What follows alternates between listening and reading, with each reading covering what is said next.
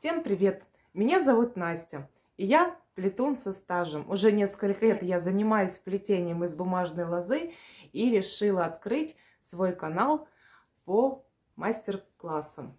Вот. Очень хочу делиться своим опытом, навыками. В этом видео вы увидите подробный мастер-класс о том, как плести прямоугольные или квадратные короба любых размеров на основе вот этого короба. Все подробно я рассказала, описала. Так что буду с радостью ждать ваших комментариев. И не забывайте ставить лайки. Приятного просмотра. Итак, с чего же я начинаю плетение квадратного или прямоугольного короба? Конечно, все начинается с создания формы. Здесь у меня небольшая форма, которую я сооружаю, как и все свои формы, из сэндвич-панелей. Она очень прочная, плести по ней одно удовольствие. Форму я сделала маленькую, 27 на 15 сантиметров. Вот. Для наглядности будет более удобно вам показать. Принцип, он один и тот же при плетении как маленьких, так и больших коробов. Значит, размер нашего дна, я уже сказала, 27 на 15 сантиметров. Этот размер я перенесла на бумагу миллиметровку, которая наклеена у меня на деревянную поверхность. Я расчертила количество стоек. Шаг у меня между стойками на бумаге ровно по 3 сантиметра.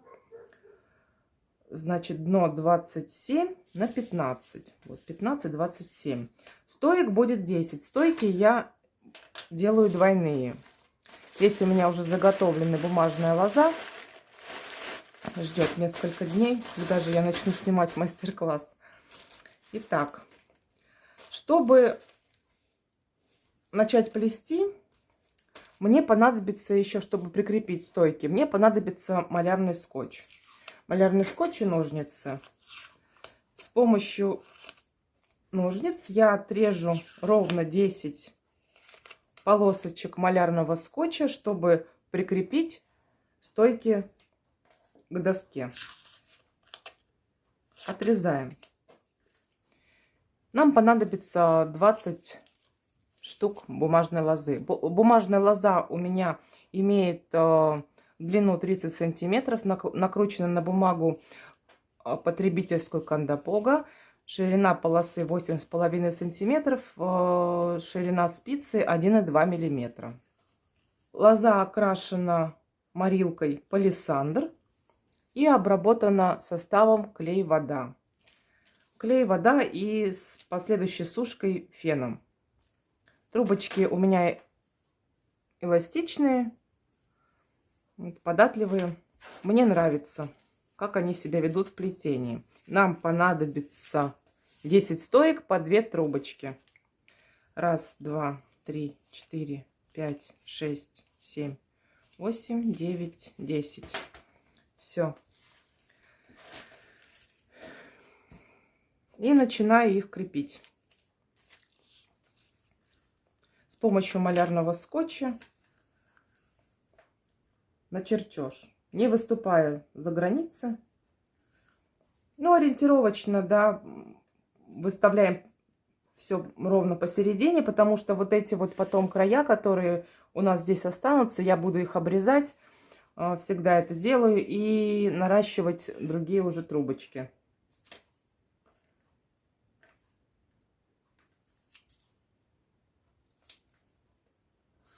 Короба я плету на заказ. Размеры готовых изделий приходится учитывать. Поэтому станок мне не подходит. Интерьерные короба, которые могут, допустим, вставляться в шкаф, да, куда-то в нишу, вплоть до пары миллиметров, все я учитываю, поэтому все индивидуально.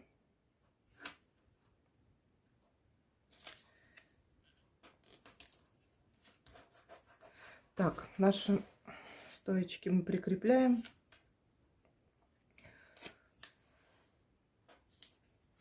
Трубочки сейчас у меня влажные, стойки мои. Мне, в принципе, не принципиально, сухие они или влажные. Иногда я, когда их уже приклеиваю, да, даю там час-два полежать, ну, какое-то время. Или феном подсушу, чтобы они более жесткие были. А так, в принципе, это все по желанию. Так.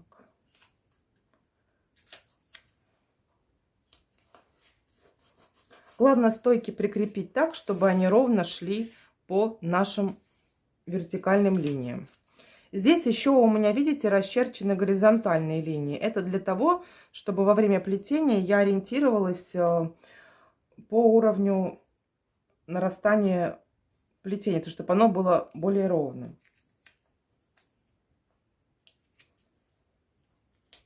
Так как мы плетем вручную, все может у нас съезжать. Миллиметр туда, миллиметр сюда. И в итоге, когда мы доплетем уже до конца, то, особенно когда изделие большое, то может быть перепад вплоть до сантиметра, полутора сантиметров. Так, все, стойки мы наши прикрепили. Начинаем, точнее я начинаю плести. Для начала я беру несколько трубочек.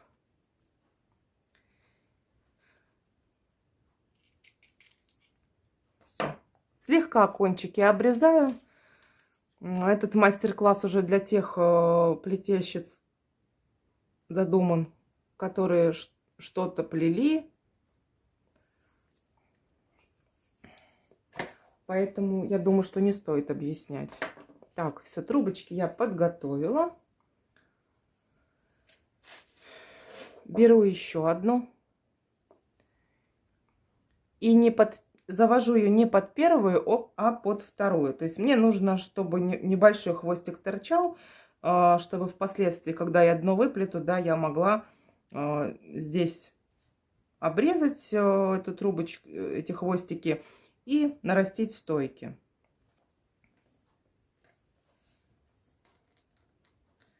Ровно по линии ориентируюсь. Левой рукой слегка придерживаю наши стойки в начале плетения. Нужно очень постараться, чтобы стойки наши ни влево, ни вправо никуда не уехали. Так. Вот я с помощью ноготочка раз и слегка фиксирую. Все. Наращиваю свою трубочку. Оп.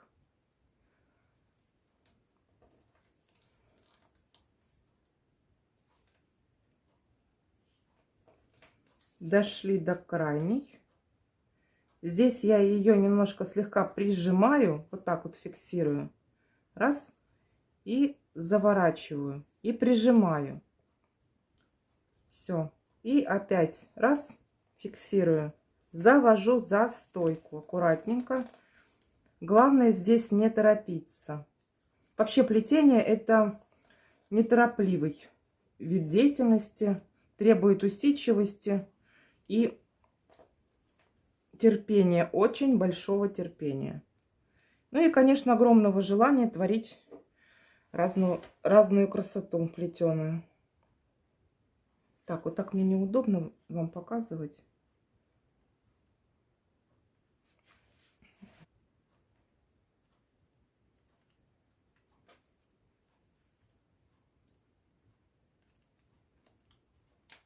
Так.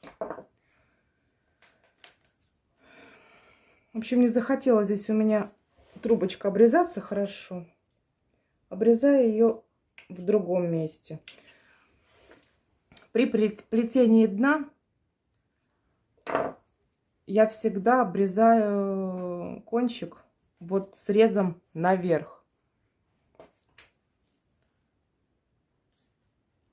Все ненужные нюансы, всю некрасоту это скрывает. Так, плетем дальше. Опять придерживаю. Но я вот тыльной стороной руки, а здесь пальчиком раз. И плетем дальше. В общем, я плету, а вы смотрите. Раз. Раз. Опять здесь придерживаю крайнюю стойку. С помощью ноготочка слегка разминаю место сгиба и заворачиваю нашу рабочую трубочку. Завернула, зафиксировала пальчиком и подогнула в месте, где мы будем рабочую трубочку заводить за стойку.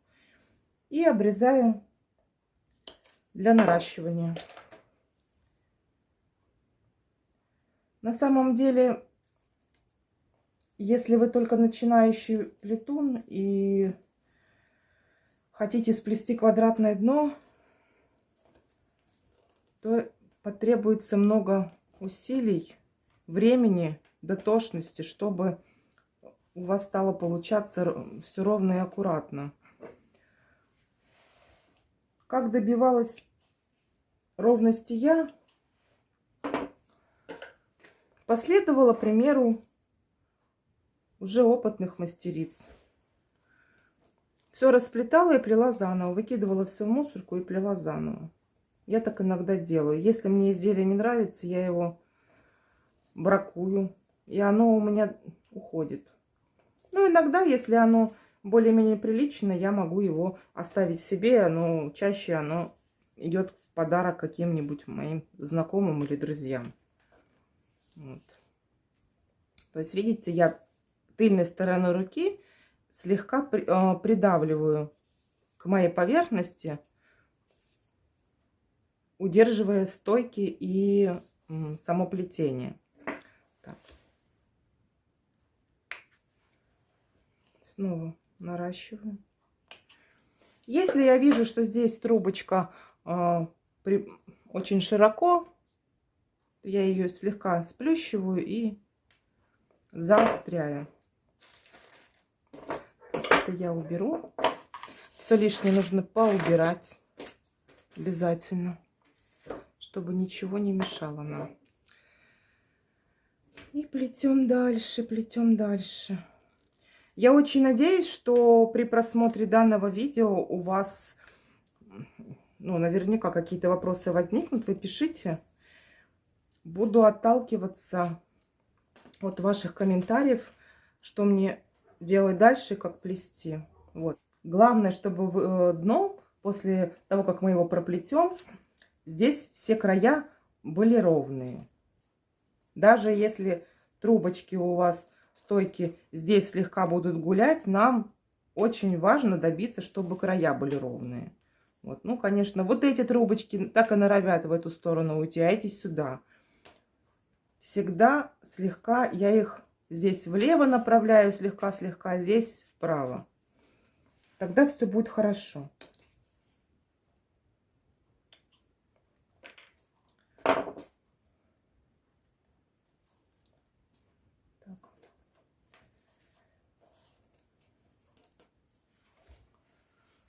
Я очень переживаю, чтобы все вам было видно. Вот я слегка подгибаю рабочую трубочку. Этим пальчиком придерживаю. Поднимаю наши стойки и аккуратненько хоп, завожу и укладываю стойку по направлению, по линии. Опять прижимаю слегка, подгибаю, завожу. Прижимаю, подгибаю, завожу. Проминаю, загибаю, прижимаю. Раз. Все. И опять наращиваем. Главное не бояться. Я очень надеюсь, мечтаю, что кто-нибудь посмотрит и воспользуется этими моментами. Но на самом деле много видео снятых о том, как плести прямоугольное дно. Но все-таки я считаю, что у каждой мастерицы свой подход к выплетанию. Все, опять прижимаем, подгибаем, заводим. Прижимаем, подгибаем, заводим. Прижимаем, подгибаем, заводим. Так, здесь такая ситуация. Я вижу, что если я начну огибать свою крайнюю трубочку, то мне длины не хватит. Поэтому, чтобы все было аккуратно, красиво, я ее обрезаю заранее. Вот такой хвостик. Но зато изделие будет выглядеть аккуратно и красиво. Так. Придерживаем, загибаем, заводим, огибаем, промяли, опять загибаем, смотрим на нашу линию, все четко, прижали пальчиком, хоп, примяли, завели. Здесь стоечку смотрим, чтобы она шла вдоль нашей линии, это тоже. Все. Сейчас мы проплели 3 ряда, и теперь я буду делать дополнительные стойки боковые. То есть размер между стойками у меня здесь и здесь, он должен быть ориентировочно одинаковым, приблизительно. Так. Раз. Все. Здесь, так как место наращивания в будущем будет, я сразу подрезаю этот хвостик. И сюда уже потом буду наращивать. Эта трубочка, обрезок, у меня не выкидывается. Все идет в дело.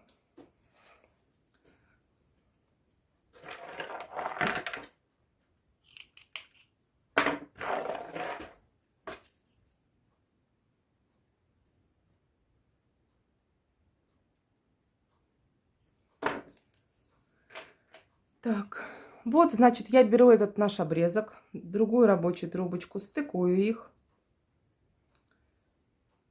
слегка подгибаю и смотрю, на какую длину можно вывести. То есть, если я заведу вот за эту трубочку, тут у меня еще хвостик остается вполне.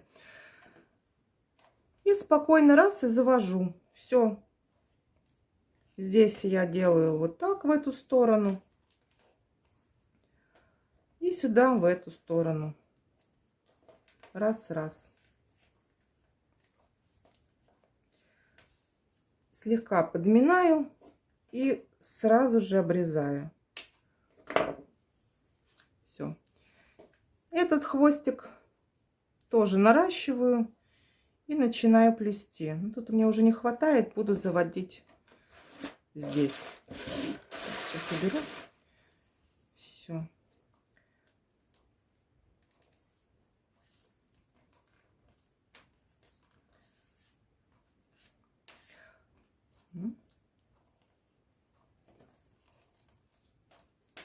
И плетем дальше, также по 3 ряда.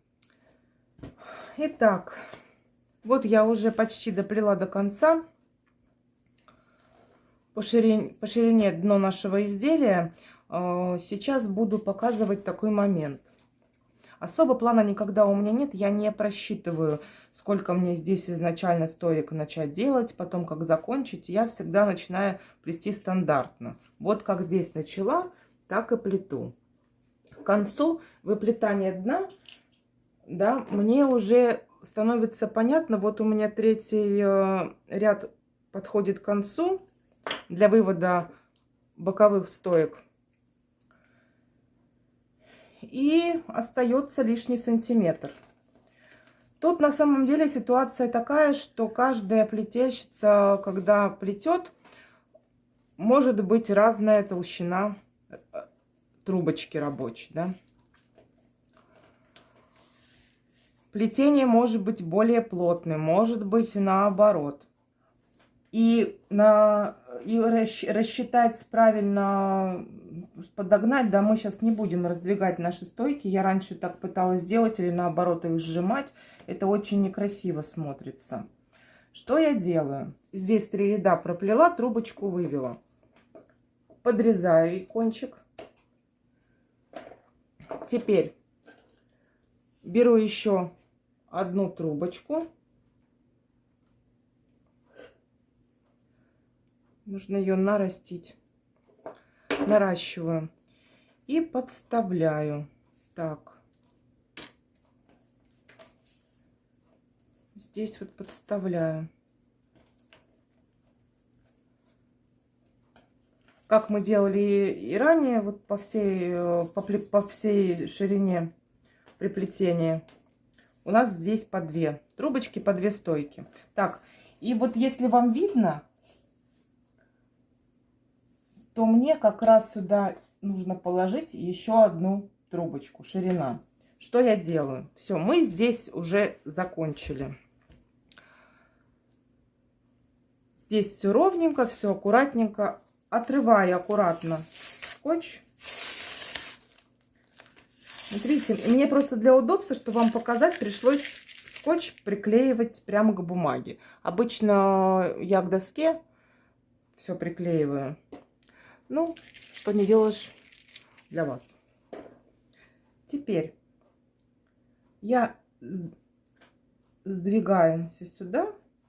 И вот эту стойку, ну, как бы трубочку, еще одну полоску проплетаю с этой стороны. Подкладываю. И все.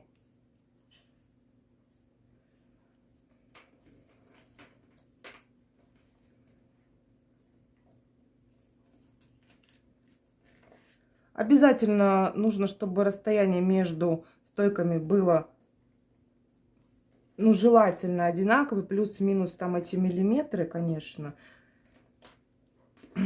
Я имею в виду здесь посередине. Нужно, чтобы интервал между стойками был выдержан одинаковый. Здесь уже к углам ближе. Ситуация немножко меняется всегда. Все, вот я проплела. Теперь подставляю на наш чертеж, и все одинаково. Беру рулетку и измеряю. 15. По всей длине нужно измерить. 15. 15. Здесь у меня 27. Все отлично, все ровно. Ура, все получилось. В общем, этот нюанс, момент, да, когда у меня при плетении последующих изделий будет возникать нюанс по поводу вывода этих стоек, учитывая размер, обязательно сниму и покажу вам. В общем, здесь у нас вот такая ситуация получилась. Теперь что я делаю? Все проплела. Здесь уже у меня все обрезано. Буду обрезать все кончики вот эти, чтобы нарастить наши трубочки-стойки. Еще хотела сказать сразу, когда мы будем плести наши уголки, вот эти вот лишние трубочки, третьи, вот здесь, вот здесь, вот здесь и вот здесь. Вот тут они тоже. Вот она тоже здесь есть. Я их вровень. Так, сейчас покажу, чтобы вам было видно. Вот здесь вровень. Вот так вот обрезаю. Вот видно вам? Здесь я обрежу под углом. И здесь. И здесь наращу. У меня здесь будет двойная стойка. Мы здесь сейчас, когда нарастим, точнее я, когда обрежу все, наращу новые стойки, я буду проплетать еще один ряд веревочкой в 2 трубочки. И вот эти вот все обрезки, они закроются, их видно не будет. Поэтому действую дальше. Здесь то же самое. Делаю раз. Раз и обрезаю. Так, подношу поближе, чтобы вам было все видно, как я обрезаю свои стойки. Вот беру. Ножницы у меня должны прям доходить до конца плетения. Так, нужно зафиксировать. Раз я под уголком, раз. И все. И так вот под углом все обрезаю. Раз. Раз. Все обрезано. Теперь показываю нашу изнаночную сторону. Все получается ровно и аккуратно. Конечно, при детальном рассмотрении места стыка можно увидеть, но однако же все выглядит аккуратно и эстетично. Все, я переворачиваю и дальше продолжаю обрезать свои стойки. Все кончики наших будущих стоек я обрезала. Теперь беру трубочки и, не обрезая кончики, я еще в данной ситуации я их не буду обрезать, потому что когда мы их нарастим, в этих местах будет идти плетение. Все закроется. Если вы всегда обрезаете трубочки, кончики, пожалуйста, обрезайте. Это ваше право, ваше желание. Я показываю только принцип работы, как это делаю я.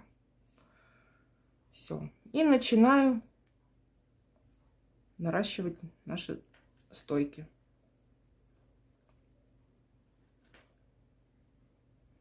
Придерживаю дно. И вот так вот все наращиваю. Сейчас по кругу наращу, тогда и включусь обратно. Так, все. Здесь все нарастили. Вот по поводу этих уголков мест, да, что я сразу делаю. Здесь подминаю, завожу ее сюда. А эту в обратную сторону подминаю и завожу в противоположную сторону. Проминаю, так сказать. Вот, они будут проплетаться вот под таким углом. Две, тут две и так далее. Здесь делаю тоже то же самое. Подгибаю и увожу в сторону. Здесь стоечки мы сделали. Здесь также точно такая же ситуация со всеми стойками. И сейчас начну проплетать наше дно. Веревочка из 2 труб. Так, стойки мы наши нарастили. Теперь нужно проплести один ряд по периметру. Веревочка из 2 трубочек. Для этого я беру 2 трубочки рабочие, слегка вот так вот их приминаю и обрезаю кончики миллиметров 5 ориентировочно. Еще раз проминаю слегка. Я их обрезаю для того, что сейчас я буду их стыковать. И наношу немножко клея, разношу его. Клей титан.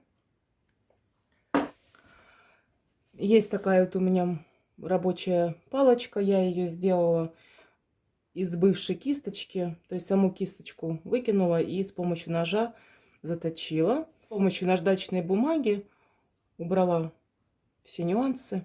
И теперь здесь приподнимаю и завожу за стойки между вот этой трубочкой и стойками. Прячу кончик. Все, фиксирую. И здесь мне нужно сделать, ну или здесь, без разницы. Давайте здесь. Снизу переверну лучше. Вот, чтобы вам было наглядно все видно. Здесь, видите, у меня трубочка спряталась между стойками и этой трубочкой в плетение. И эту мне трубочку тоже нужно спрятать в плетение. Я завожу ее вот сюда, получается чуть-чуть подальше. Все, сейчас она подсохнет. Буквально несколько секунд. И начну я сразу плести. Так, вывожу сюда. Ну и начинаю плести веревочкой в 2 трубочки. Сюда. Тут все стандартно, плетем аккуратно, выравниваем наши стойки. Так, сюда. Теперь момент интересный. С этими уголками. Как я и говорила, да, я их подминала, в разные стороны разводила, и чтобы они вместе ровненько вот так в бок под углом у меня торчали. Теперь что я делаю? Эту трубочку немножко вот сюда убираю. Эту придерживаю и довожу до угла. Вот видите, у меня здесь уголок. Я не на эти трубочки ориентируюсь, вот на этот уголок. Я вот так ноготочек подвожу и в этом месте делаю загиб. И ровно под прямым углом вот так фиксирую. Теперь завожу его за наши стойки угловые и ровненько вот так их укладываю. Все, эту трубочку рабочую вывела сюда. С этой ситуацией то же самое. Она же у нас теперь поверху легла. Укладываю, загибаю и подминаю уже в том месте. То есть тут придерживаю пальчиком, подминаю в том месте, куда я буду ее заводить. Все.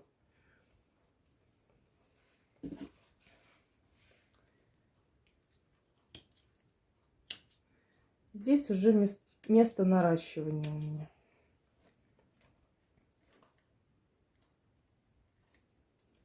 Нарастили. Вкладываем ровно. Здесь все поправляем. Заводим под стойки. Раз. Два. Все. Ровный уголок получился. Эту трубочку завели перед углом, которую нижнюю убрали немножко в бок. Эти опять зафиксировали угловые. Верхнюю трубочку доводим до угла, заминаем и заводим вниз. Укладываем поверх. Эту ложь кладем поверх, опять ровно по углу фиксируем, подминаем и вниз. Все. Теперь надо же закончить красиво нам с вами ряд. Вот отсюда и отсюда мы начинали плести. Беру свою любимую волшебную трубочку и проделываю аккуратно вот здесь отверстие. То есть я ее вставляю. И вот на месте, где я вставила, опять подгибаю, подрезаю, чтобы вам видно было, подрезаю хвостик, палочку убираю и вставляю в это место. Помогаю себе немножко. Все. Все по рисунку плетем. Здесь то же самое. Аккуратно вставляю, довожу, подгибаю на месте, где я вставила свою палочку, подрезаю хвостик и вставляю его вот в этот же проем, который получился.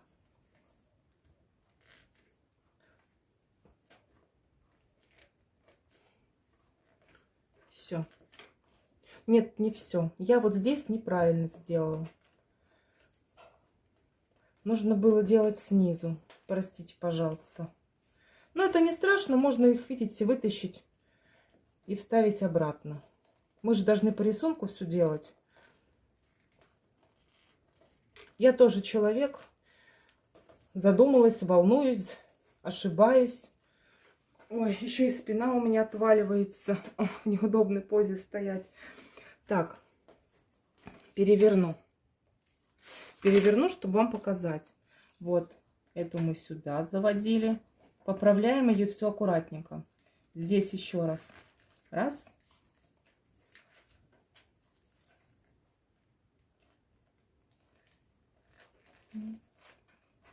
Не хочет она вставляться, потому что уже замоченная и влажная. Поэтому не хочет. Сейчас я расширю.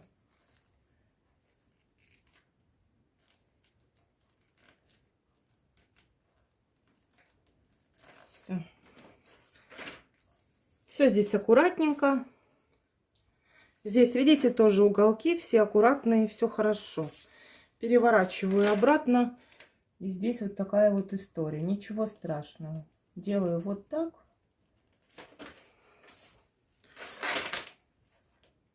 Тут все хорошо. И там все хорошо. Все отлично.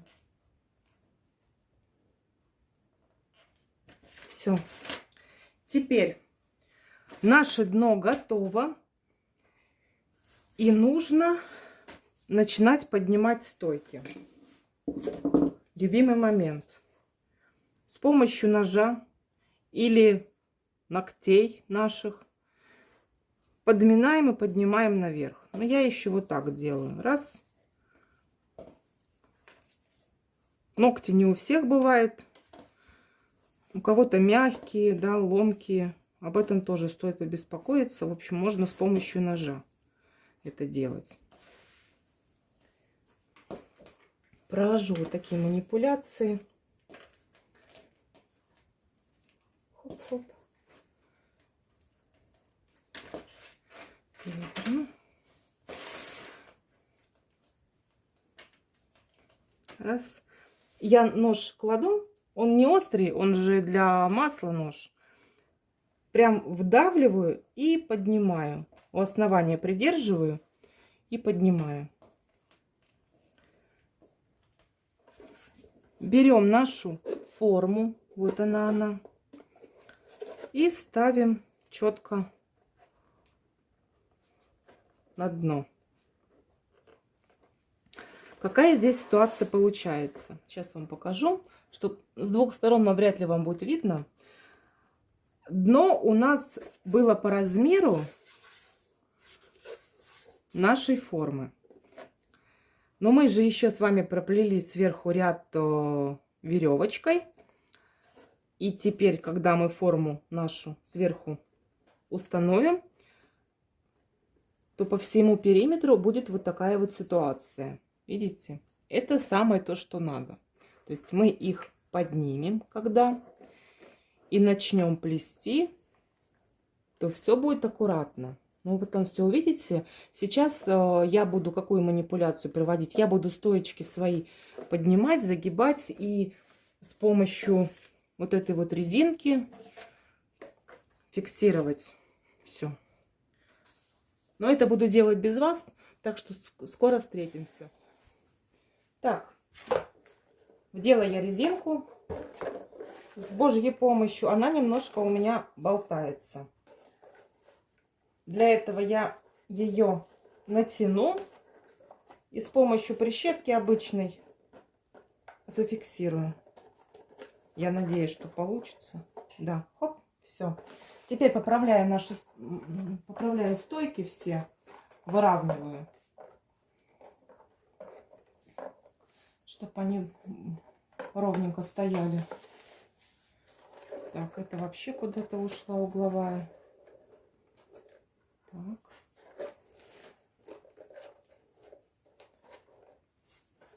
Все нужно выровнять обязательно. Если они будут немножко смотреть в бок, это не принципиально. По ходу плетения мы их выровняем, и все будет хорошо. Нам сейчас главное добиться, почему я сажаю вот на резинку,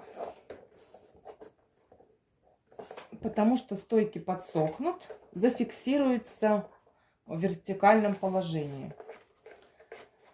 Вот. Это самое важное. Ну и где-то на это уйдет минут 20-30, пока они будут подсыхать, мне будет возможность попить вкусный кофе. Все, выровняла все стойки. Вот видите, у нас немножко зазорчики везде остались. Потом будем дальше плести. Оставляю короб. Пошла пить кофе. Встретимся с вами далее. Так, прошло уже около 20 минут, может даже больше. Кофе я попила.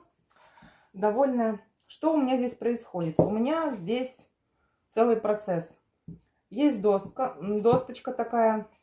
Она обклеена тканью. Это тряпочки, которые продаются в хозяйственных магазинах. Я не помню, как называется материал. Вылетело из головы. На нее кладу другую доску. С одной стороны поверхность гладкая. С этой стороны тоже тряпочку я прикрепила. На нее буду выкладывать, ставить свой короб. И крутить, вертеть, как мне надо. Для утяжеления использую такие замечательные гантельки, которые муж мне купил когда-то. Вот, спортом заниматься. Но когда я стала заниматься плетением, на спорт времени практически не осталось. Иногда сынок мой их берет. Ну и я подтягаю время от времени. Так, все, утяжелила. Все хорошо. Теперь снимаю резинку. Прищепка нам не нужна уже.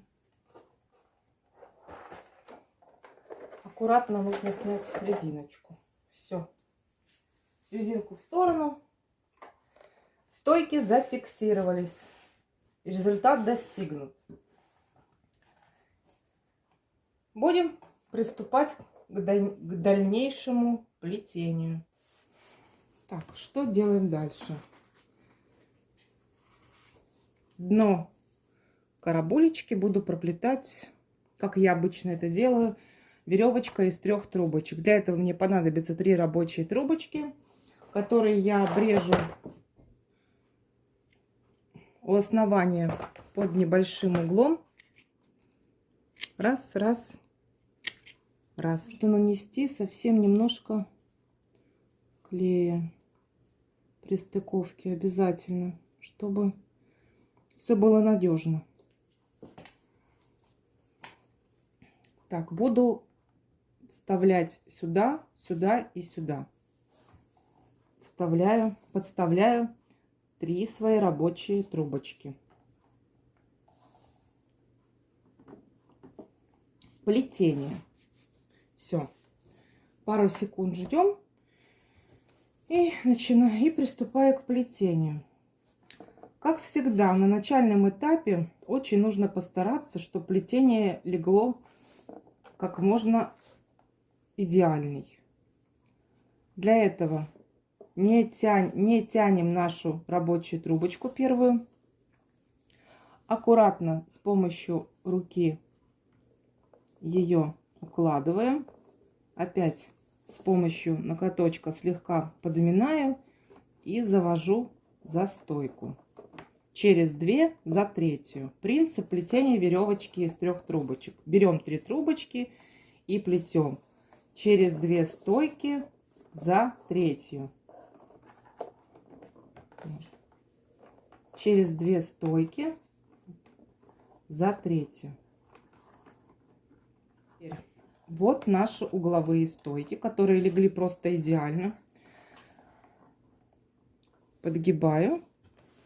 И вижу, что если я начну плести дальше, да, мне не хватит моей трубочки. Поэтому начинаю обрезать для дальнейшего наращивания. Здесь то же самое. Раз. Здесь прижимаю слегка. Раз. Загибаю. Раз, два, три. Подворачиваю. И обрезаю под углом для наращивания. Угол. Это самое главное в этом моменте. Здесь хочу сказать, что когда я плету большие короба, я обязательно уголки картонные сюда вставляю при плетении. Но так как короб будет небольшой, то достаточно легко, не проблематично, нам не составит большого труда да, вынуть форму из короба самого. Поэтому я сейчас их не подставляю. И при плетении большого короба обязательно здесь еще подставляю третью стойку. Сейчас короб небольшой, и я этого не делаю. Вот. Значит, завела. Стоечки наши фиксируем. Вот у меня угол. Видите, угол идет. И вот я их вдоль угла 2 укладываю, чтобы они держались. И эту трубочку рабочую, следующую, завожу. И проплетаю дальше. Проплетаю дальше. Опять раз. Придерживаю. Завожу. Главное, чтобы трубочки наши ложились как можно плотнее друг к другу, но без вот этого натяжения, да. Вот сюда мы трубочку не тянем, мы ее аккуратно прикладываем, слегка-слегка натягиваем и заводим за следующую стойку. И продолжаем процесс плетения веревочкой в 3 трубочки. Опять дошли до нашего уголка, придерживаем стойки угловые. Раз. Пора уже снова наращивать. Те, кто знаком с понятиями веревочка в 2-3 трубочки, я думаю, тут все понятно. Никакой Америки я не открываю. Если вы начинающий плетун и не знаете, что это такое, напишите, пожалуйста, в комментариях. Я тогда буду снимать отдельные видео. Честно признаться, не преследовала такой цели, потому что очень-очень много роликов в интернете на эту тему. Вот нарастила, плету дальше. Все то же самое. Сейчас самое главное, момент не упускать. При начальном оплетании наших стенок важно выдержать наши стойки в ровном вертикальном положении, чтобы они друг от друга шли ровно перпендикулярно, параллельно, простите, перпендикулярно дну и параллельно друг другу, чтобы они не наклонялись там ни влево, ни вправо, а вот ровненько шли. Все, проплетаем. Проплетаем далее. Так, переставила камеру, чтобы вам было более наглядно видно. Пришло время снова наращивать трубочки. Вот их подминаю. Прямо напротив стоек. И под уголком аккуратно срезаю.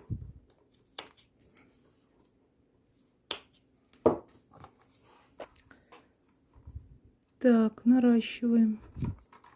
Стыкуем, наращиваем, склеиваем, проклеиваем. В общем, мы молодцы. Все. Стоечки придерживаем.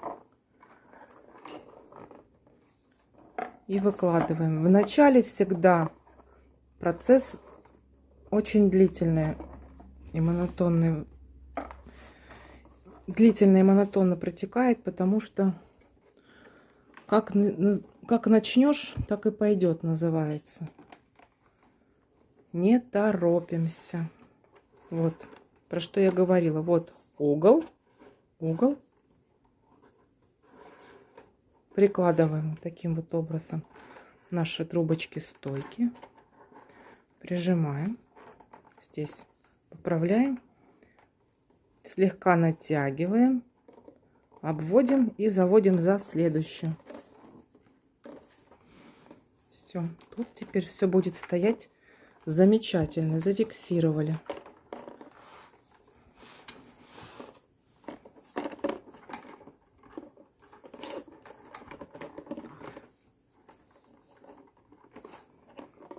Котейка мне всю руку расцарапал. Это кот, которого мы подобрали с улицы. Хороший кот, оказался стерилизованный. Нам повезло. Кастрированный, точнее. Но когти у него, у нас две кошки, и когти у него вообще чумачечи огромные. Так, раз. Придерживаем. Хоп.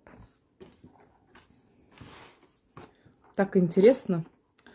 Обычно я всегда сама смотрела, как другие плетут. Но уже давно это было. А теперь снимаю сама. Очень волнительный момент. Так страшно. А вдруг что-то вам не понравится? Если какие-то нюансы есть, да, я же со своей стороны вот смотрю, как вам это показать. Может быть, какие-то есть у вас пожелания. Как мне помочь улучшить качество видео? С какого ракурса снимать? Возможно, у вас есть опыт, которым вы со мной поделитесь. Я буду не против совершенно. Так, снова обвожу, прижимаю, за стойку завожу, придерживаю и эту трубочку укладываю тоже. Так, завожу. Все, дальше у меня вот они, эти стойки идут. Раз, раз, два, три. Да, видите, с которых я начала плести. Делаем переход. Повторюсь, если кто не знает. По идее, мы должны плести дальше вот так, чтобы переход был плавным. Сейчас покажу, что делать. Эту трубочку мне придется сразу нарастить. Трубочку. И беремся не за эту, да, а вот за эту последнюю. И раз, два, за третью заводим. Чтобы рисунок у нас красивый был. Заканчиваем ряд. Все. Вот видите, ряд закончен. Здесь тоже все поправляем. Ну и плетем дальше. Я всегда стараюсь при плетении своих коробов использовать 3 основных вида плетения. Это веревочка из 3 трубочек, веревочка из 2 и ситцевое плетение. Мое самое любимое. Мне кажется, что простота в изделии — это классический вариант. Очень смотрится просто, изысканно и даже порой оригинально. Так, всё. Здесь на камеру, конечно, кажется, что стойки куда-то в бок уходят, но это не так, поверьте мне. Все здесь сейчас ровненько. Я поправляю уголки. Пальчик слегка вот тут завожу, чтобы не очень плотно прилегал угол к стенке, иначе потом, когда будем вынимать форму, можем повредить угловые вот эти внутри, в углу, сам короб проплетенный. Так, завожу, укладываю, выравниваю. Все. И снова фиксирую рабочие трубочки для наращивания. Самое страшное уже позади. Сейчас мы доплетем второй ряд. И вы увидите, как стойки встанут как солдатики. И дальше процесс плетения превратится в сплошное удовольствие, в наслаждение. Это еще второй. Первый ряд самый тяжелый был. Второй уже попроще. Так вот, я использую 3 вида плетения в основном. И всегда в начале, когда начинаю плести короб, 3 ряда, как минимум, прохожу внизу. И заканчиваю тоже я всегда веревочкой из 3 трубочек. Проплетаю 2 ряда и потом делаю загибку. Все для того, чтобы, во-первых, была симметрия. И это придает жесткости. нашему коробу. Эстетичности, конечно. И очень удобно делать загибку после веревочки из 3 трубочек. Так, 3. Я всегда вот по 6 беру. По 6 трубочек. Сам покажу.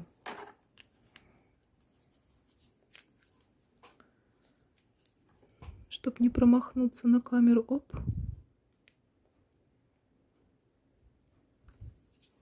Трубочки у меня уже слегка подсушенные. Они у меня лежали в пакете несколько дней. Дней 5, я бы сказала, в холодильнике хранились. Это остатки от... Я плела корзину пасхальную. В общем, начала плести корзину. Ой, ходила с ручкой плести, с большой. А потом что-то передумала. В общем, начала плести одну корзину, в итоге получилась другая. У меня так часто бывает, когда я же плету по наитию. Вот как душа у меня развернется, такая будет и корзина. Так, ну тут у нас все ровно получается. Все хорошо. Я довольна.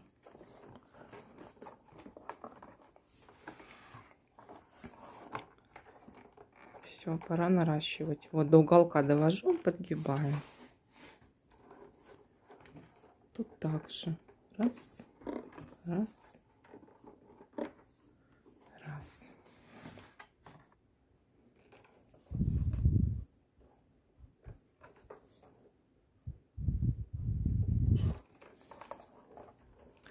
Прижимая нашу стойку, завожу за следующую, чтобы все плотненько шло. Ой, красота. Сплошная красота. В следующих видео у меня такие задумки. Обязательно покажу моменты плетения большого короба. Большой короб я буду плести с крышкой. Я не знаю, когда я это буду снимать, но обязательно это все будет. В ближайших планах у меня плести пасхальные корзины. У меня есть заказы, поэтому придется несколько штук соорудить. Тоже планирую записать мастер-класс, как я плету пасхальные корзины.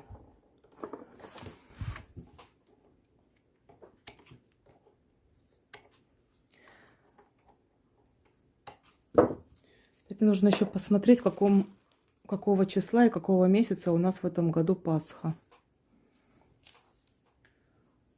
А то я живу вообще в прострации в какой-то. Я знаю, что скоро Пасха, что нужно готовиться заранее. Как к Новому году, да? Готовятся люди заранее, плетуны, начиная чуть ли не с сентября. Или с лета. Но я занимаюсь в основном плетением коробов и корзин для белья. Мне очень нравятся большие изделия. Мелкие изделия я не очень люблю. Это не мое. Ну и корзины пасхальные, это была моя первая любовь. Поэтому к ним я еще могу вернуться. Так, снова дошли до начала ряда. Опять делаем плавный переход. Вот смотрите. Сейчас я буду думать, то ли плести дальше из 3, веревочка из 3. Изделие-то у нас будет невысокое. Здесь у меня форма 12 сантиметров. Но ориентировочно я где-то проплету сантиметров 10.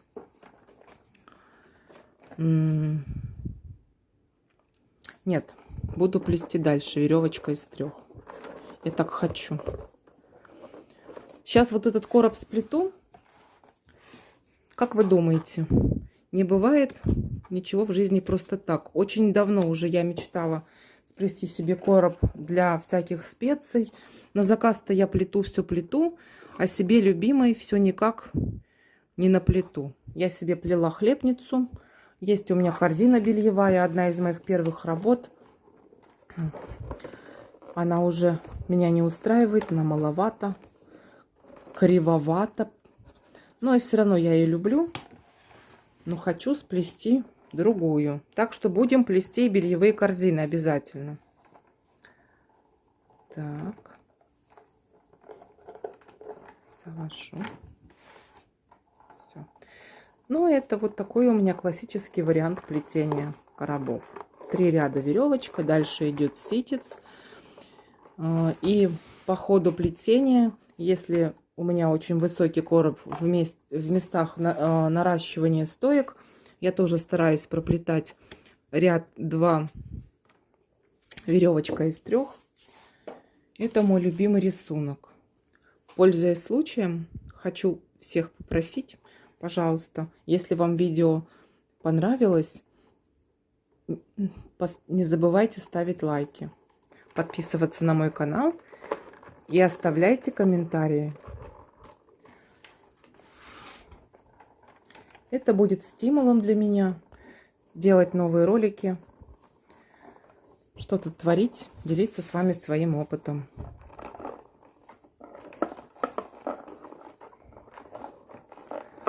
Так. Самое, что нелюбимое вот в этом плетении из 3 трубочек, что часто приходится наращивать. Вот бы они вообще были бесконечные. Когда-то очень давно одна моя постоянная заказчица, любимая, я плела большой-большой короб с крышкой. Один из первых. Ну, в общем, кривоватенько он у меня получился. А на тот момент такая ситуация была, у меня мама умерла. Ну, в общем, я, конечно, в расстроенных чувствах. Я ей позвонила, выслала фотографию. Говорю: Лена, мне не нравится то, что я сплела. Я его буду переплетать. Это я к тому, что она говорит: Надя, зачем ты будешь все переплетать заново? Я говорю: материал нужно заново готовить. В общем, опять это все надолго. Когда я войду в русло, я не знаю. Ты, говорит, распусти и сплети заново. В общем, мне очень трудно было объяснить человеку, почему нельзя расплести то, что я уже сплела, и использовать этот же материал. Бумажная лоза, да я так думаю, что даже и обычная лоза не может использоваться повторно. Бумажная лоза — это точно. То есть если мы ее уже проплели и загнули, она подсохла, все. Только на выкид. Поэтому наш главный стимул — плести так, чтобы ничего не распускать. Мне, конечно, да еще до совершенства очень далеко. Но хотя бы мне сейчас не стыдно показать всем, что я что-то уже умею, и поделиться каким-то опытом безвозмездно. Потому что сейчас очень много стало модным выпускать МК платных. Я этого делать не собираюсь. Я училась на бесплатных МК. Дай бог здоровья всем тем плетельщицам, которые выставляли эти видео. Я им благодарна. Так, все, мы дошли. Заканчиваем наш 3-й ряд. И будем переходить на ситец. Самое главное. Самое страшное позади, все самое интересное впереди. Переход на ситец. Как происходит? Лично у меня. Так, заканчиваем ряд.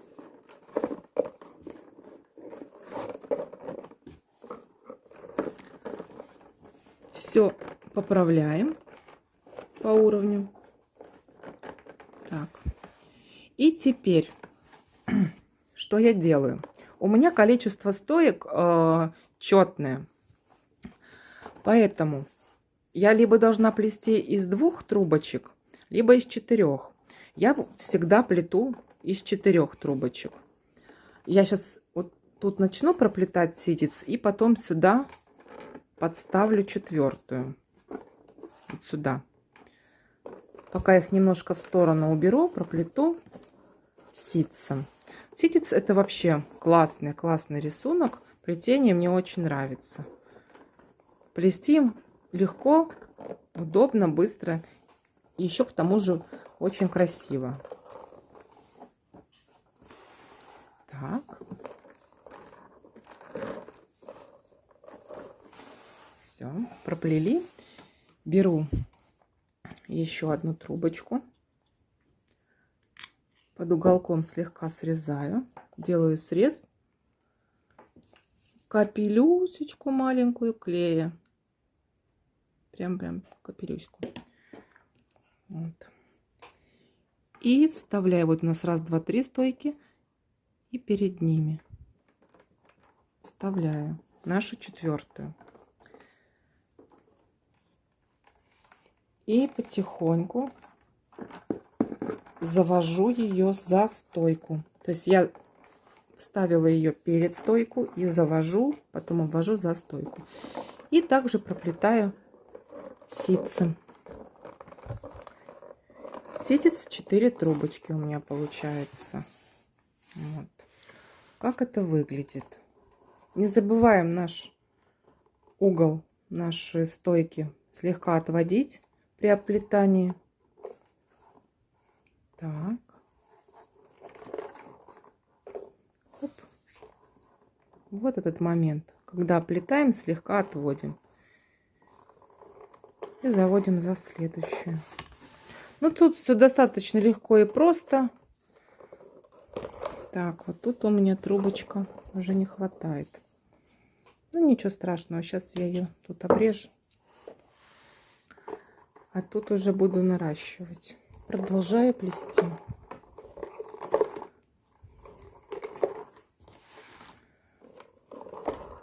Раз. Вот опять слегка отвожу.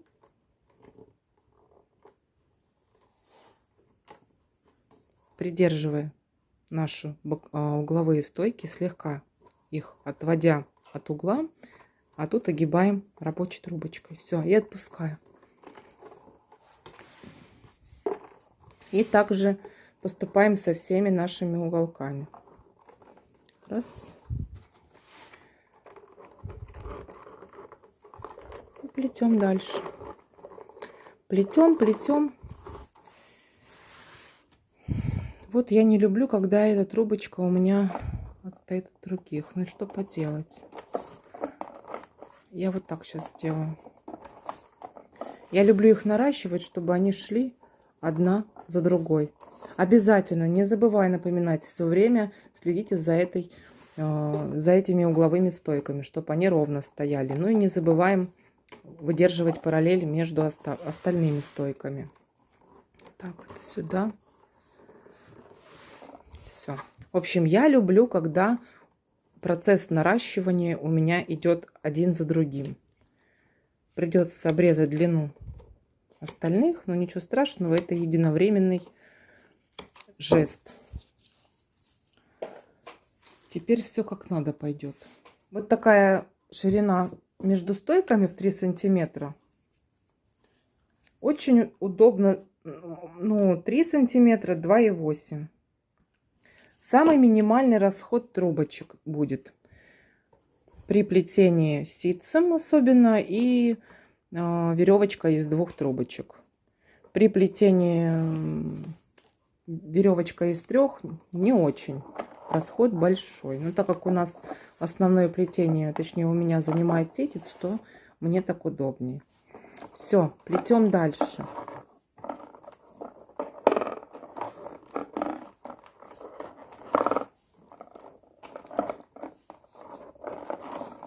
Я никогда тут не рисую вертикальные линии. Глазомер у меня наметан. Поэтому даже если они уйдут слегка в сторону, я вижу в этом красоту, изюминку. Это же ручной труд. Если мы все будем делать по линейке, я так и в школе училась. Раз. Зачем получать только одни пятерки? Можно же и 4 получить, или даже 3 иногда. Мы же все люди. В общем, я даже не делаю идеальные изделия. Стараюсь, конечно, чтобы они были красивыми, аккуратными. Но если стоечки чуть-чуть влево-вправо уйдут, не критично. Все выправляется.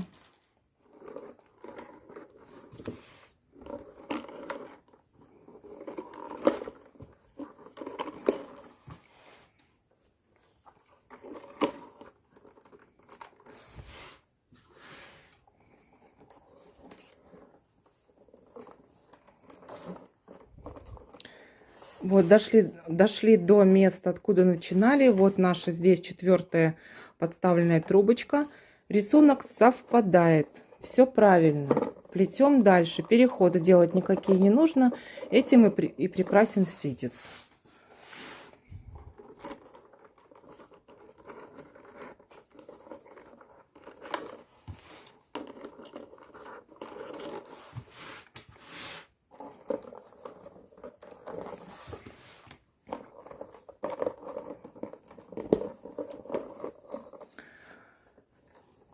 Сейчас вот я уже начала плести 2-й ряд ситца, и мои стойки уже очень плотно начинают прилегать к форме.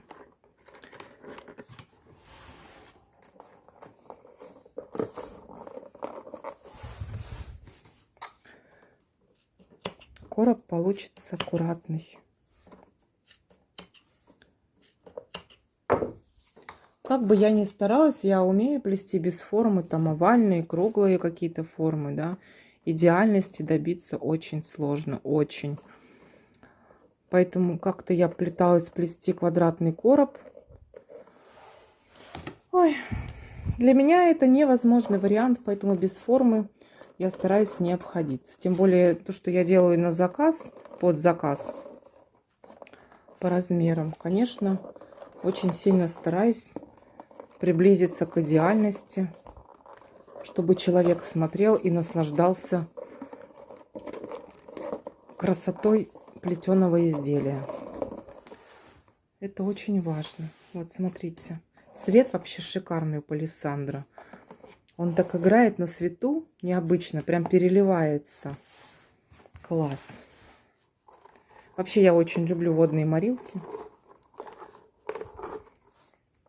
Обожаю. Морилки использую я фирмы НБХ. Очень мне нравится.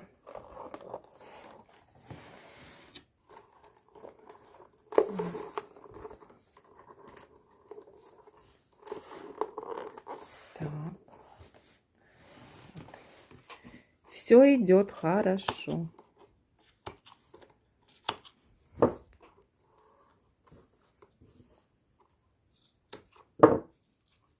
Хвостики выкидываю.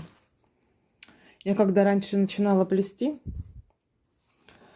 вот засяду бывало за плетение, все вокруг меня, все летит. Обрезки, трубочки, все на свете. И как-то я себе сказала. А потом же все это убирать приходилось очень долго и муторно. И я стала заводить себе. Сначала ведро подставляла. Ведро мне удобно. А всегда на столе у меня вот такая вот коробочка, да, из-под обуви детской.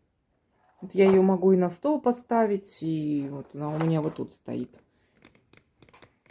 Внизу, дабы не мешало плетению. И сразу убираю все за собой. Так удобно.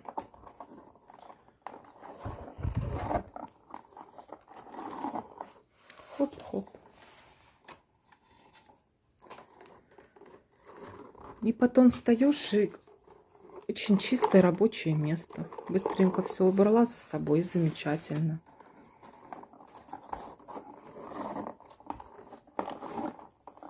Так.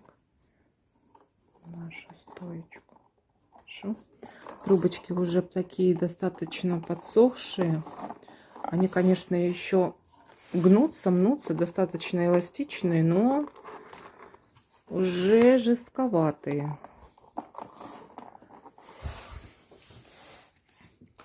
Ну, ничего страшного. Я же не на продажу этот короб плету. Мне кажется, и все и так нормально получается. Я, по крайней мере, довольна.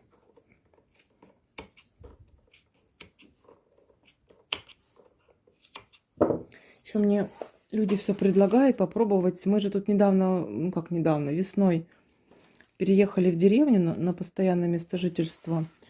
И теперь я хожу и вокруг вижу ивы. Мечтаю попробовать сплести что-нибудь из натуральной ивовой лозы. Вот как вы думаете, стоит? Я раньше всегда, когда начинала плести, точнее, из бумажной лозы, очень переживала, что вот изделия непрочные. Были у меня такие моменты, как же я буду их продавать, а вдруг у людей все испортится, будет, ну, что-нибудь случится. В общем, люди будут всю жизнь меня проклинать.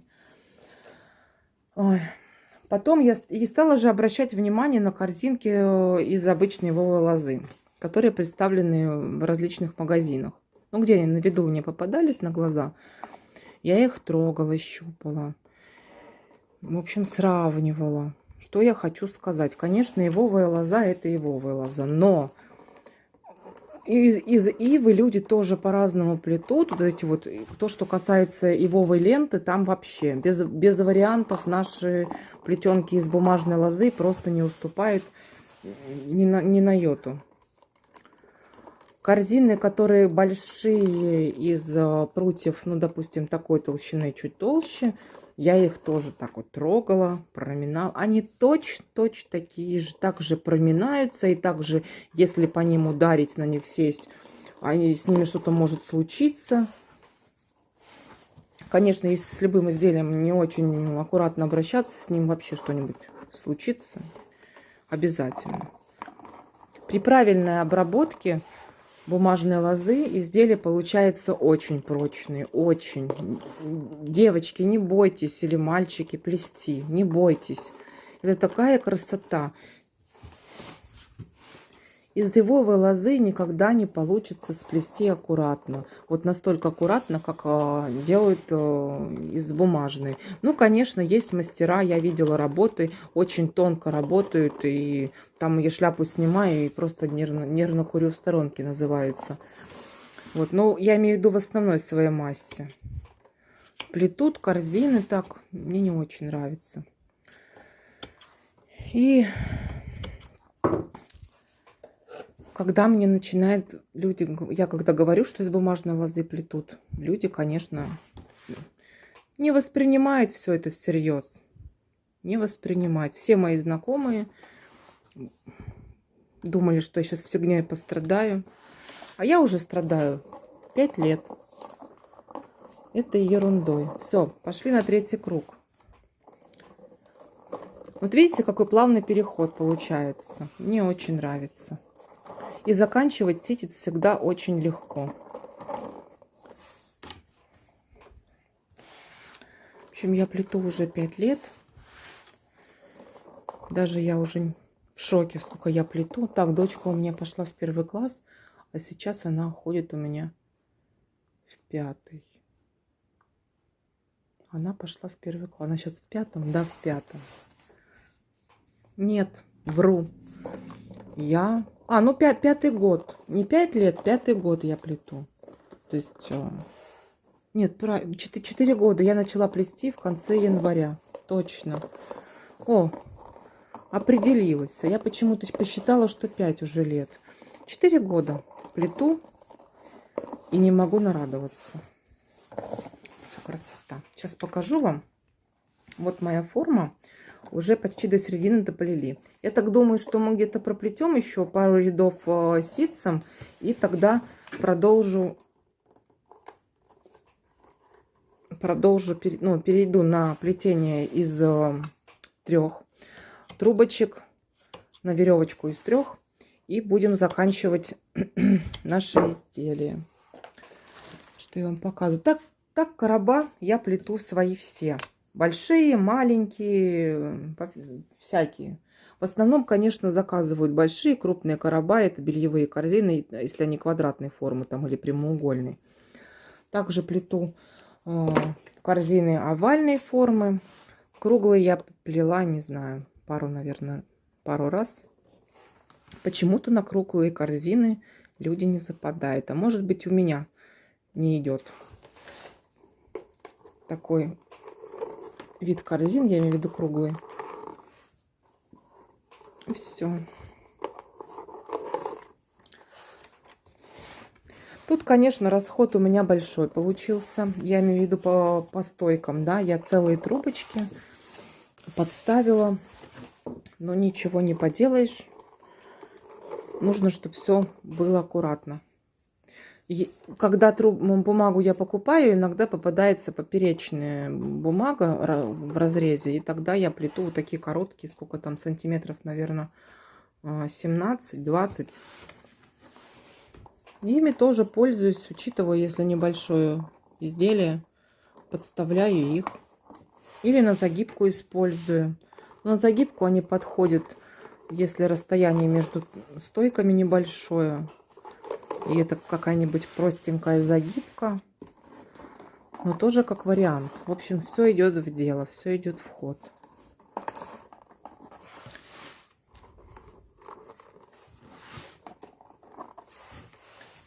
Было время, когда я из журналов плела. Был у нас магазин, где мы раньше жили. Он и сейчас там стоит. Журналы были газетного плана.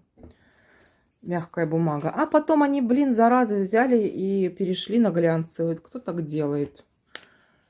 Я, конечно, успела потренироваться, накрутить трубочки. Покрутить с них трубочки. Даже закрашивала колерами. Ох, я и мучилась. Лучше начинайте плести сразу с хорошей бумагой. Если, конечно, научитесь крутить трубочки, то можно использовать любую бумагу, там, ненужную. Я имею в виду газетную или из журналов. Где в пятерочке или в магните еще остались такие бумажные журналы. А и плести красивые изделия лучше из чистой бумаги. Ну, это мое мнение. Я не боюсь его высказывать. Кто-то плетет из газет. Очень красиво это смотрится изделие. Своя изюминка в этом есть. Но я этого не делаю. Так, здесь у меня все ровненько. Я же всегда, когда плету, визуально смотрю, да, чтобы у меня вот тут все ровненько стояло. Все шло параллельно. Никуда ничего не заваливалось. Еще один момент важный. Короб сейчас у нас низкий, и я не проверяю высоту, которую проплетаю. Обычно, когда я проплету там сантиметров 20, ориентировочно 22, обязательно все промеряю линейкой. Все, чтобы плетение было ровным. Иначе оно как-нибудь у нас там под конец уйдет куда-то. Это очень важно. Обращайте на это внимание.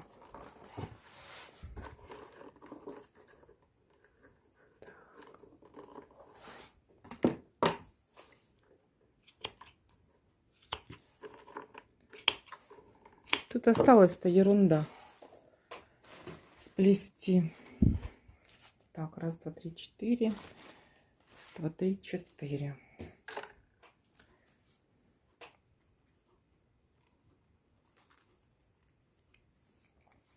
Вот видите цвет палисандра. Сейчас я сфокусирую. Как прокрашены трубочки. Вот я не знаю, он такой меланж дает почему-то. Очень красивый. Блин, обожаю его. Все, побыстрее сейчас нужно плести. Я разболталась. Я вообще такая болтушка. Ля-ля, ля-ля, ля-ля, ля-ля. Обычно, когда я плету, включаю какой-нибудь сериал. Вот в последние дни я крутила трубочки и включала свой любимый сериал «Доктор Хаус». Уже 4-й раз его смотрю. И каждый раз смотрю и прям радуюсь. Мне очень он сильно нравится.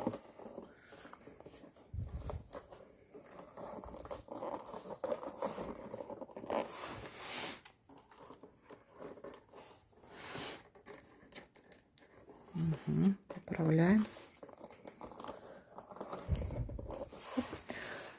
Вот мы дошли снова до перехода и проплетаем последний ряд ситцем.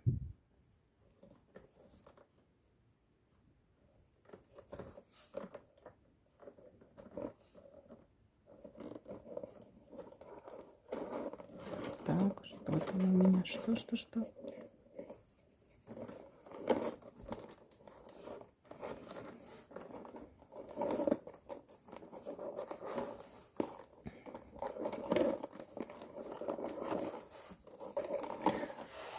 Напишите, пожалуйста, в комментариях.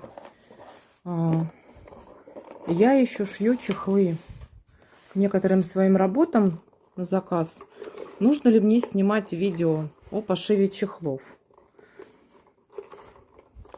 Тут, конечно, процесс мой самый нелюбимый. Ненавижу плести чехлы. Вот я вам честно говорю.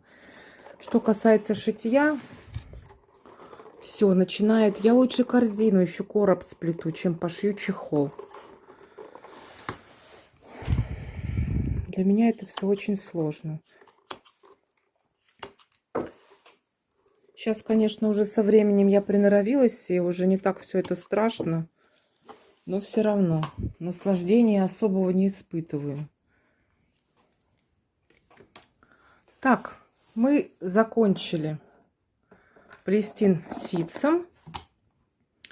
И сейчас важный момент.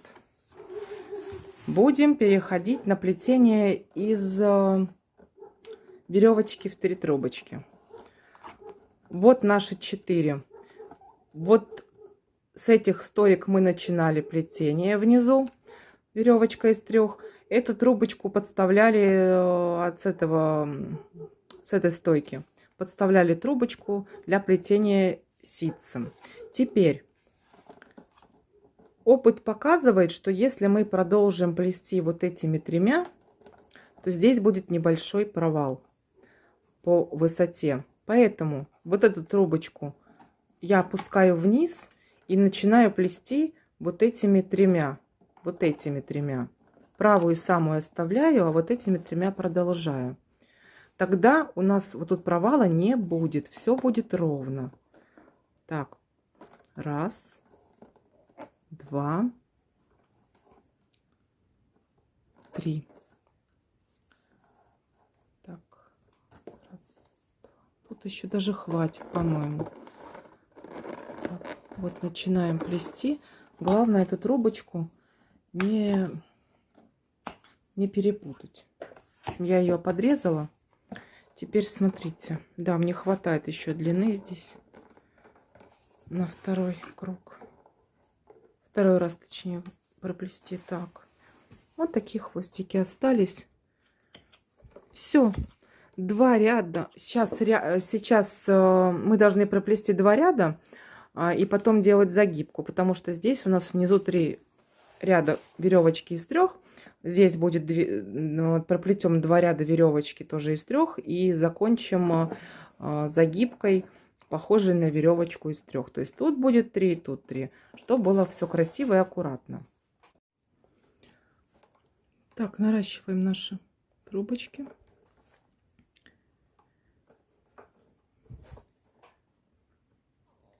И плетем веревочкой из 3.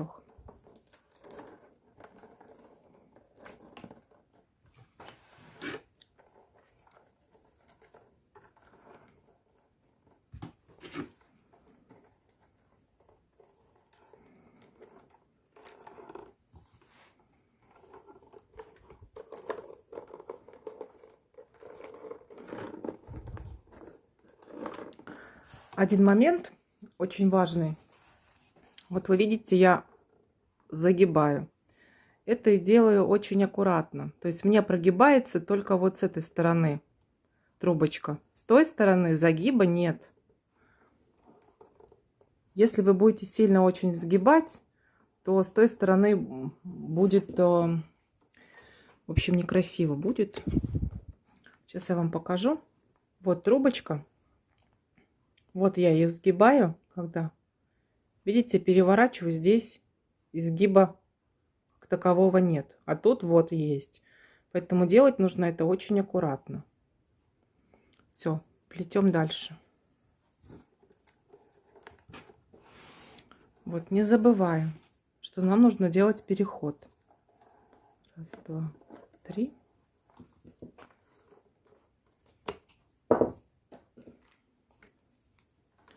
Я помню, как я раньше боялась этих переходов. Если вы их боитесь, не бойтесь. Берите и делайте. Ничего страшного. Ну, раз не получится, два не получится, три не получится. Но когда-то это получится. Вы же хотите научиться плести красиво. Все. Сделали переход. Сейчас я пониже опущу, чтобы показать вам. Вот наш хвостик торчит. Если бы мы начали, тут оставили хвостик, а тут начали плести, тут бы получился небольшой провал. Что мы сейчас делаем? С помощью наших ножничек волшебных просто слегка вот так вот аккуратно подрезаем. То есть плетение вот так остается не очень заметно. Если мы короче его обрежем, то тогда провалится. Вовнутрь нам это не нужно. Все, плетем второй ряд, последний, завершающий веревочкой из 3 трубочек. Так, подходим к завершению. Вот, мне нужно нарастить здесь в углу следующую, а это у нас уже плетение, ряд будет заканчиваться совсем, поэтому я ее не наращиваю. Наращиваю вот эти вот 2.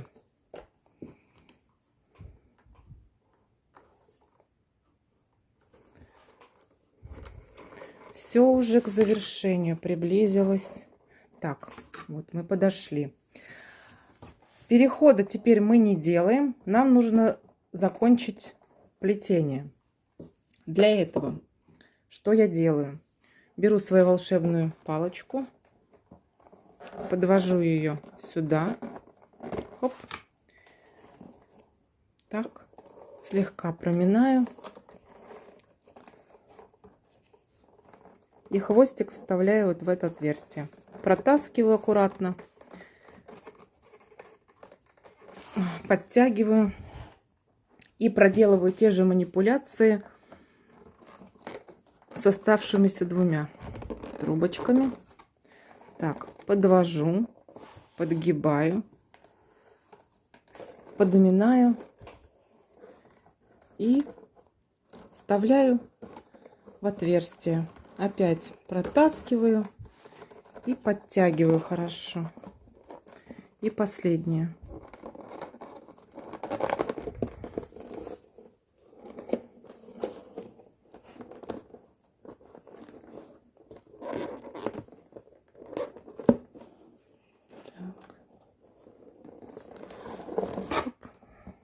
Все.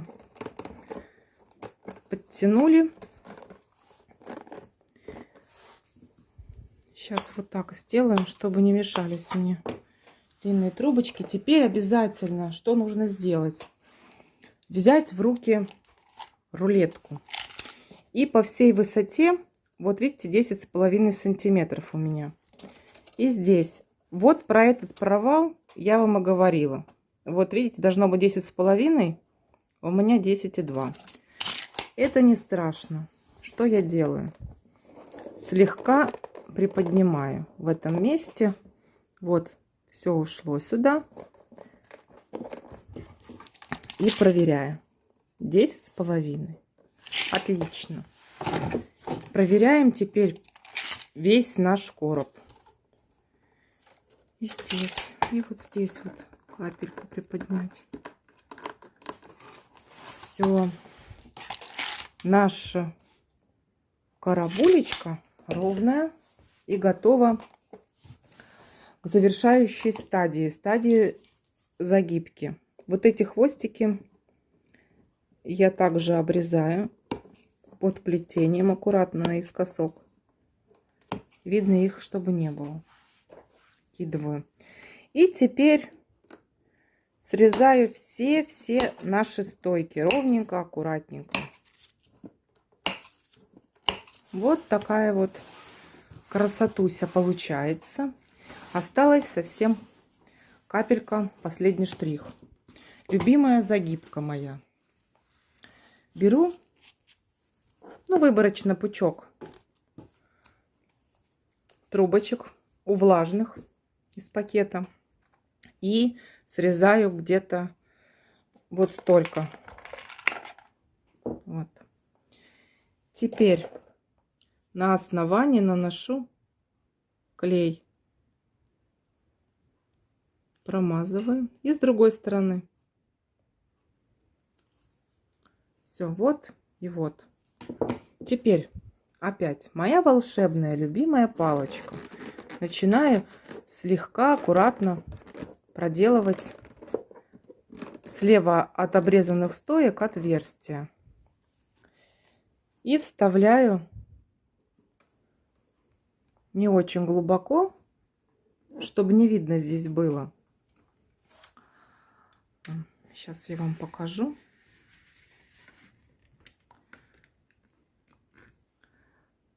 Вот 2 ряда мы сплели веревочку из 3. Если я уже застыла, моментально клей схватывается. Если я буду вести глубоко, очень глубоко, вот видите, он торчит. Не очень красиво, немножко. Все, чтобы не было видно.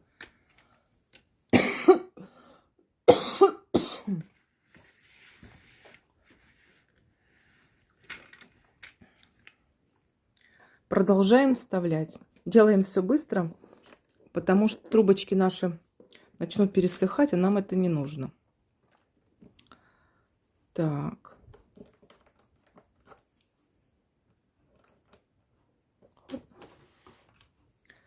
В этом месте я смотрю, где у меня угол.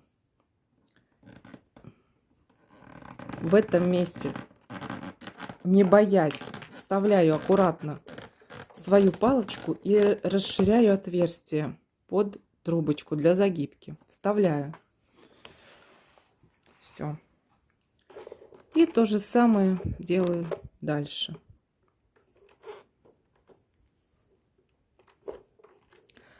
Так как трубочки пересыхают быстро, я не вставляю их дальше. Начинаю делать загибку сразу же. Мне понадобится обрезок какой-нибудь ненужный. Завожу ее под самую первую трубочку для загибки. И помогая левой рукой, пальчиком и правой рукой веду за следующую стойку. Укладываю. Так манипуляцию проделываю со всеми трубочками, которые я уже установила. Так, тут, значит, в углах такая ситуация. Вот трубочка лежит. Лежит. Видите, да? Нужно вот эту взять, слегка ее вот тут подминаю и ровненько укладываю вдоль формы. Все. Она вышла. Здесь то же самое. Дальше. Все понятно. Эту последнюю я ее не трогаю. Пускай стоит, ждет меня. А я пока начну делать загибку. Начали отсюда. Следующее у меня идет вот это. Как и в плетении из 3 трубочек. Отсчитываю 1, 2, 2 стойки. Из в 3-ю буду вставлять рядом, там, где мы вставляли, подклеивали нашу трубочку для загибки. Слева от нее я расширяю еще немного отверстия. Беру вот эту трубочку, довожу до нее, загибаю под углом 90 градусов вниз и обрезаю, оставляя где-то хвостик сантиметр. Вынимаю мою палочку и вставляю туда, в это отверстие, загнутый конец, обрезанный. Все.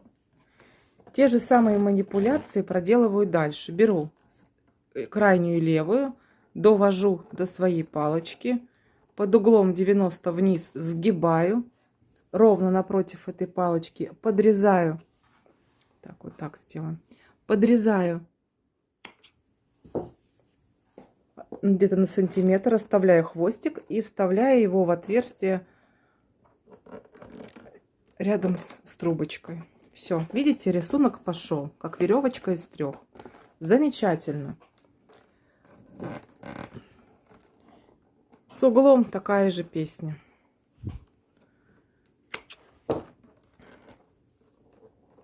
Ничего сложного. Все здесь закрывается. Все наши вот эти пенечки, их не видно. Опять вставляю. Теперь как быть с углом? Придавливаю левым указательным пальцем трубочку и прям вот так вот ее слегка натягивая, обвожу вокруг угла и загибаю вниз напротив своей палочки. Пальчик не убираю, подрезаю, вынимаю свою палочку и вставляю трубочку в отверстие. Все, убираю. Здесь никаких заломов, загибов нет. Закончились мои трубочки. И опять беру пучок. Несколько штук. Тут у меня, не знаю, штук 10, наверное.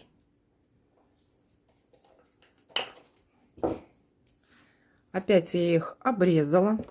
Обрезаю их побольше, потому что они в этом месте плотнее.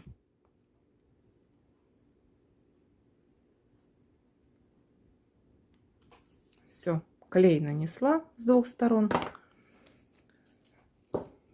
Все то же самое.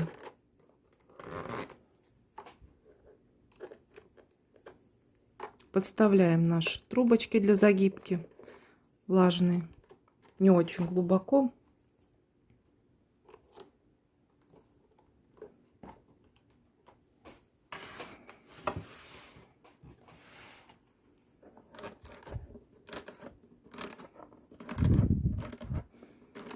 Таким способом загибки я пользуюсь уже очень давно, практически с того момента, как начала маломальски плести, более-менее нормально.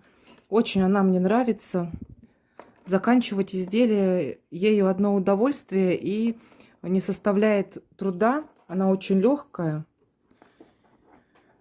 Для плетения коробов и окончания работы очень-очень сильно подходит. Так, теперь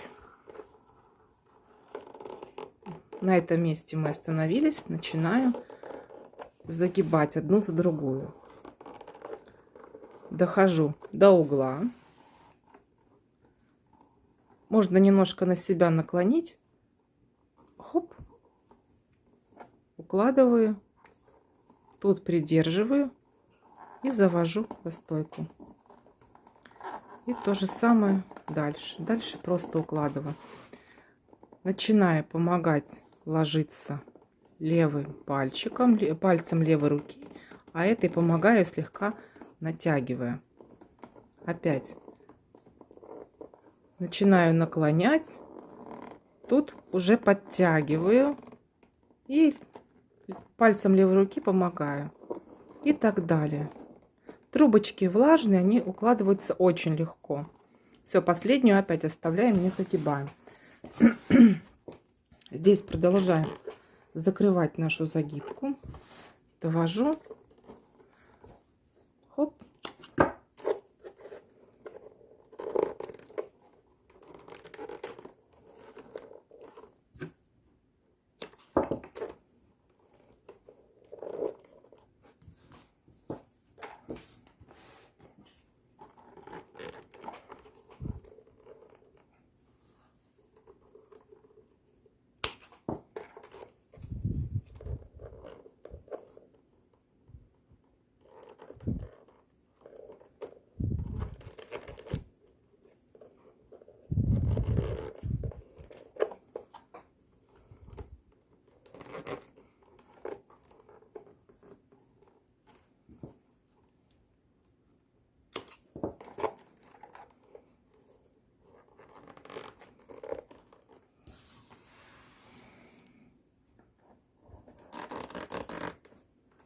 Опять угол.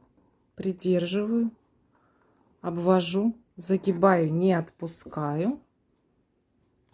Подрезаю. И вставляю. Все. Все аккуратненько. То же самое обвожу. Хоп.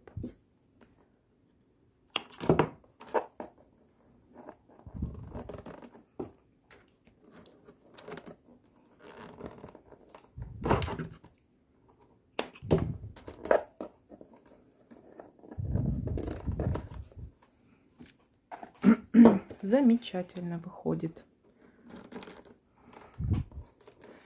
Слегка вот тяну, довожу до палочки вниз, загибаю и отрезаю.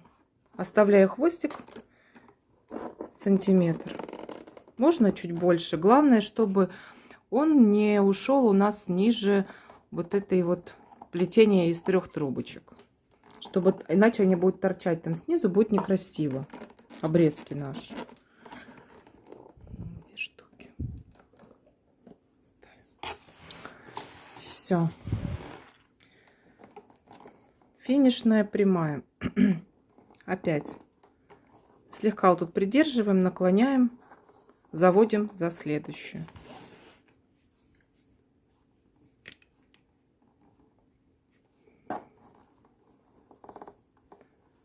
Наклоняем, заводим. Здесь хоп, вдоль формы укладываем, слегка на себя укладываем, помогаем укладывать дальше.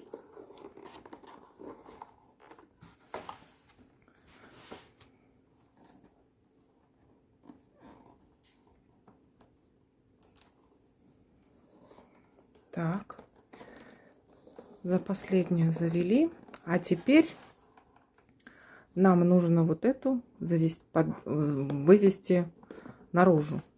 Для этого мы ее укладываем, смотрим в каком месте, слегка подгибаем, проминаем аккуратненько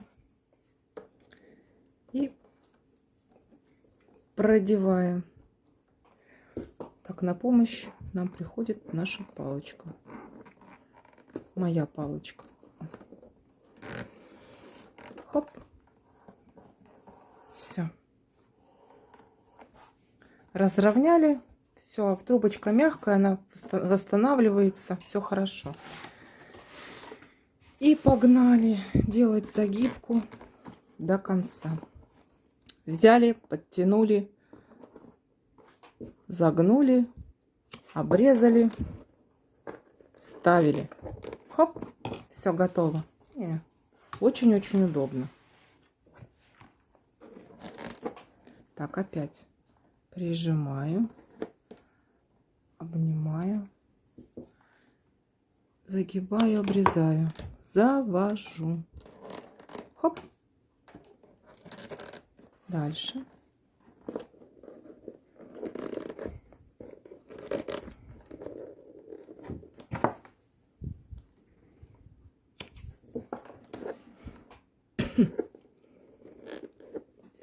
Так, это последняя трубочка мягкая очень. Нет, все отлично вошло. В общем, смотрите. Вот такая красота получилась. Загибка легла идеально. Ровно.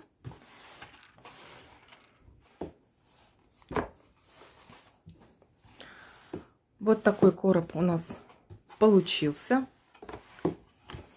Давайте замерим высоту. 11 сантиметров ровно. Отлично. Очень красивый цвет. Вот наши подрезанные трубочки, где мы ряд заканчивали.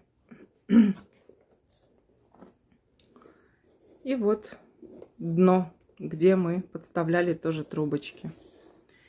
Эти места можно подкрасить морилкой, да.